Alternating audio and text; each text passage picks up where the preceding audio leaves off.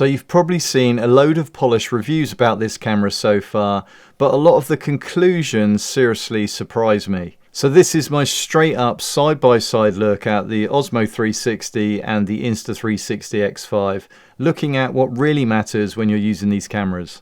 So these two cameras are physically very different. The X5 takes on Insta360's classic tall vertical profile compared to the more GoPro Max almost square design of the Osmo 360. And which is the better design is very much down to personal opinion. In your hand though, the X5 feels easier to hold and you can flick through the menu more easily one-handed. And certainly for single lens use, your fingers are further away from the lens, so they're less likely to be in shot.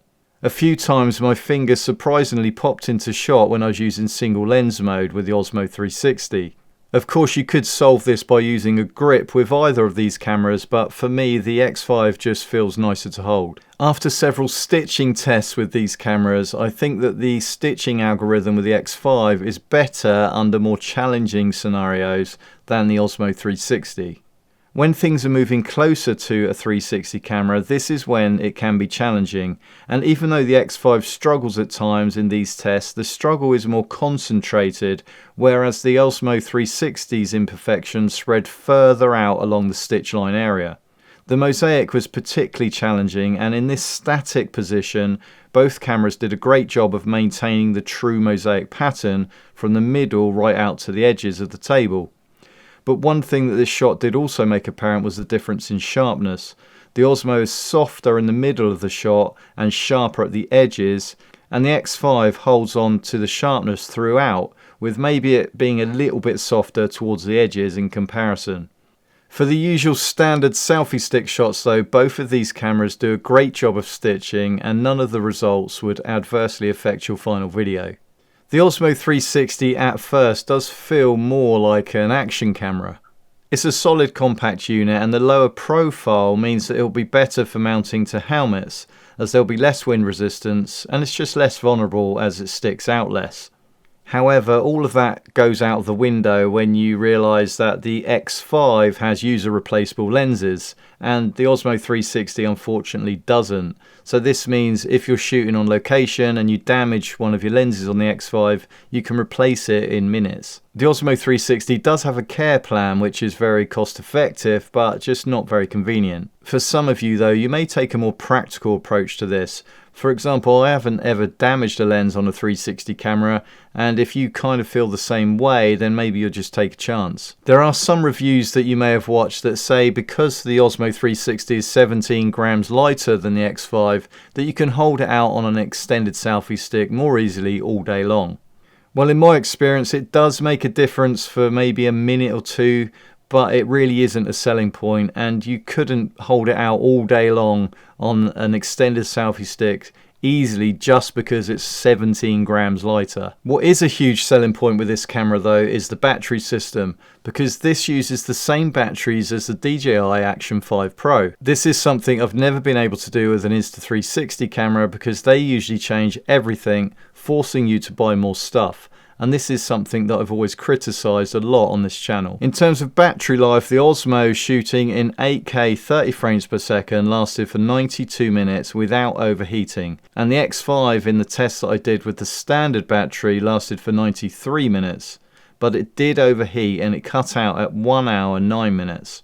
Straight out of the box, both of these cameras come with very little. You have a soft pouch, a battery, a charging cable, and the Osmo comes with a lens hood, which I much prefer using as you can still access the camera menu whilst keeping the lenses protected. And I use a similar lens hood with the X5, but you have to buy this separately. You can then mount the cameras using the 1/4 inch thread at the base. They both have a quick release system, and the Osmo uses the same system as the Action 5 Pro. And for the first time, Insta360 have cross compatibility as well, this time with the Ace Pro 2 quick release system. They both use standard microSD cards, but the Osmo also has a built-in memory of around 105 gigabytes. And this is a great backup if you run out of space on your microSD card or if your SD card fails. The X5 menu sensitivity is marginally smoother on the X5, and swiping around the 360 image is much smoother. It glides opposed to swiping in chunks like it does with the Osmo 360. The general menu navigation and ease of use is the same for me with both of these cameras.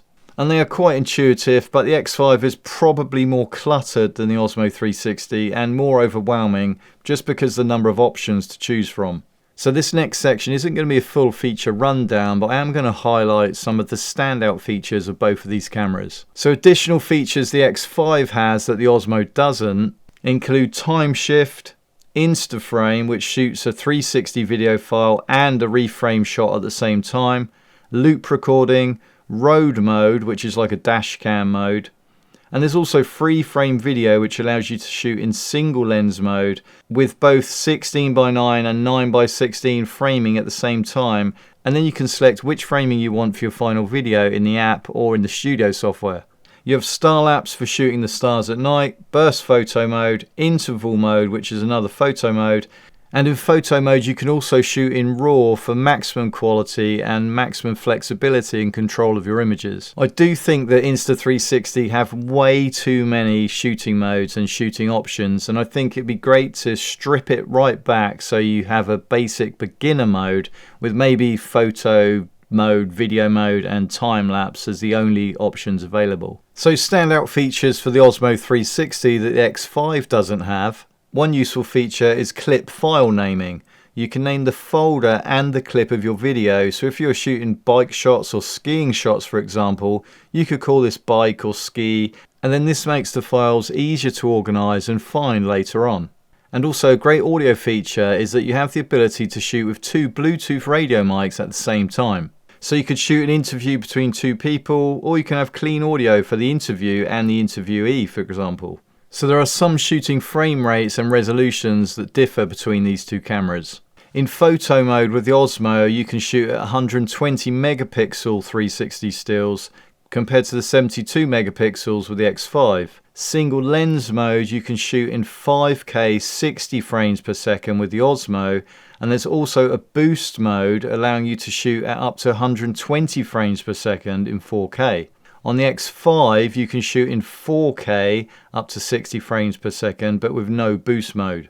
In 360 mode the Osmo shoots 8K at up to 50 frames per second, whilst the X5 can only shoot up to 30 frames and has to drop to 5.7K to shoot at 60 frames per second. The following video comparisons between these two cameras include my own personal opinion on what I feel is better or worse in each scenario, but I'm really interested in your opinion, so please drop a comment down below. Here the clouds have more detail compared to the X5 and the background looks sharper, and I'll look at sharpness again in a minute.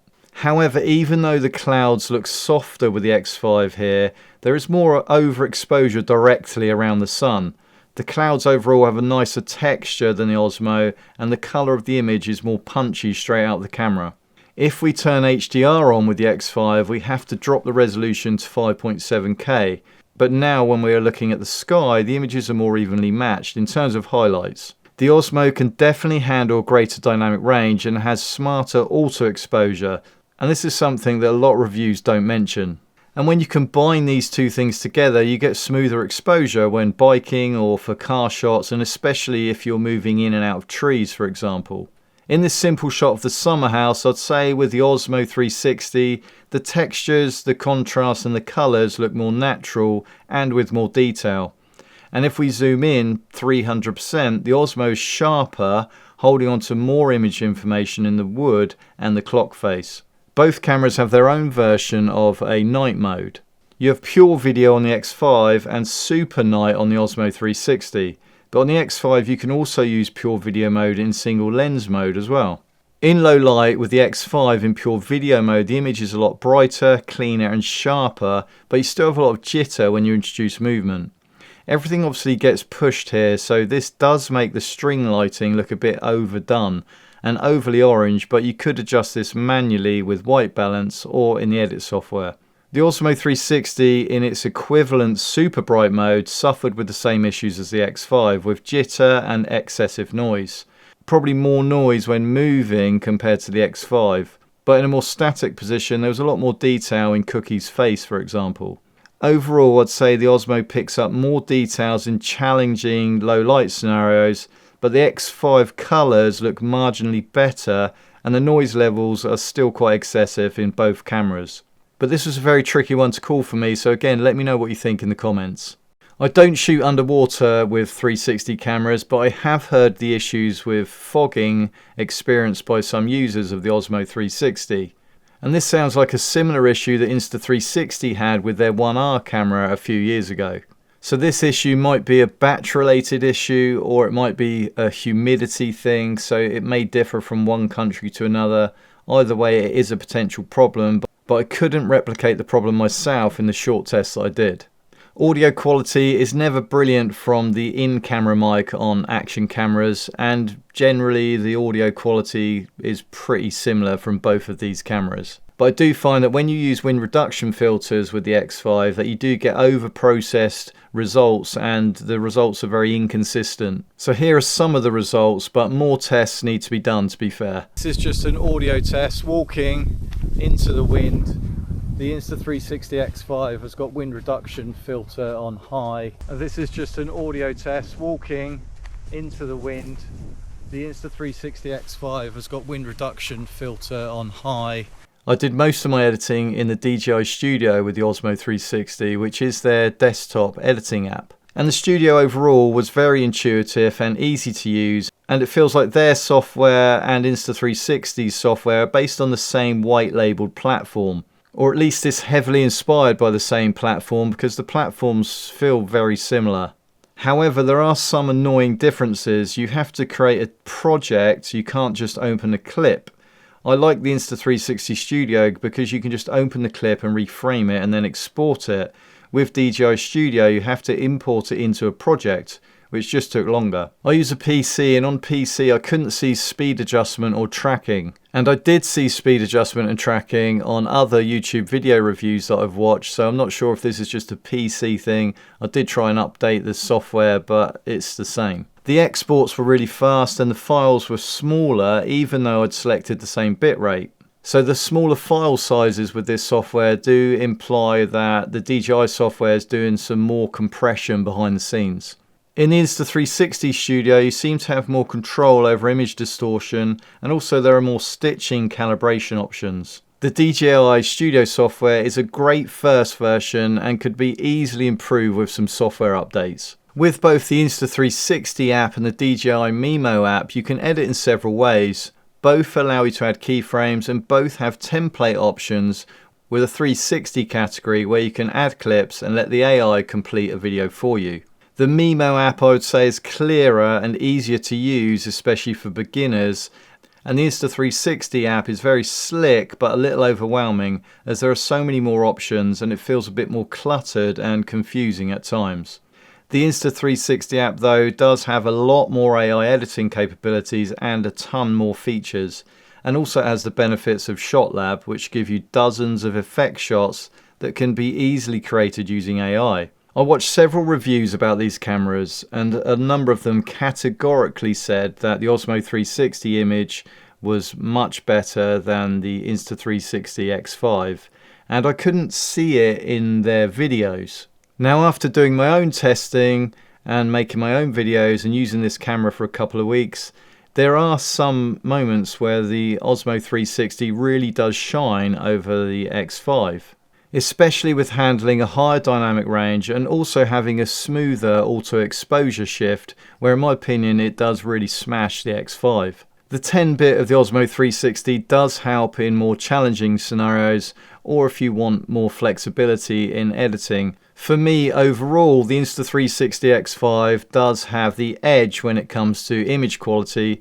I just think that the images just punch a little bit more for me personally. Other than the lack of user replaceable lenses though, any downsides that I've mentioned about the Osmo 360 are either personal preferences or they're fixable via grading or software upgrades. There is no doubt that this is an incredible first attempt at a 360 camera, but the lens fogging experienced by some users and the fact that it doesn't have user replaceable lenses has just got to be a consideration for some people. Beyond this though, I don't think that you'd be disappointed with the image quality and the results from either camera. There will always be two divided camps when it comes to different brands though, and it can very much be down to personal opinion at the end of the day. Price might push you more towards the Osmo 360 in Europe, where it's £100 less than the Insta360 X5. And for that price you get a lens hood, and you don't necessarily have to buy a memory card because you have internal memory built in. So both of those factors together, well, that pushes the price of the X5 up even further. The price of both of these cameras in the US is $549,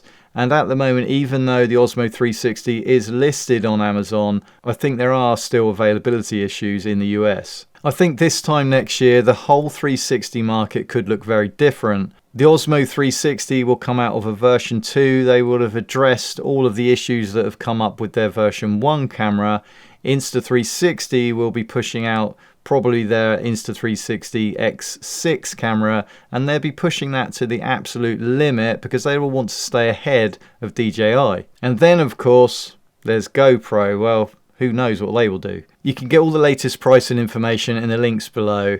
Please let me know in the comments what you think of the image comparisons between these two cameras, and also who do you think is going to win this race moving forwards. My name's Rich, thanks for watching, and I'll see you in the next video.